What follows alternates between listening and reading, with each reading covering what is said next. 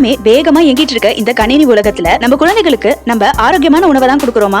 UNICEF கணக்கெடுப்பின்படி 3ல 2 குழந்தைக்கு சரியான ஊட்டச்சத்து இல்லைனோ அதனால அவங்களுக்கு நோய் எதிர்ப்பு சக்தி குறைவு, மூளை வளர்ச்சி குறைவு போன்ற இன்னல்கள்லாம் வருதாம். இந்த வீடியோல குழந்தைகளோட ஆரோக்கியம் மற்றும் வளர்ச்சிக்கான சிறந்த உணவுகள் என்னென்ன அப்படின்றத பார்க்கலாம். நம்ம சாப்பிடுற உணவுலயே நிறைய மருத்துவ குணங்கள் இருக்கு. அதுலயும் முக்கியமா கீரை வகைகள்ல அதிக சத்துக்கள் இருக்கு. எல்லா கீரையுமே உடம்புக்கு ரொம்ப நல்லது. முக்கியமா வெந்தய கீரை, முருங்கைக்கீரையில எல்லாம் எல்லா வைட்டமின்ஸும் இருக்கு. Vitamin A, B, E, C, K, beta மற்றும் கெரோட்டினும் இருக்கா.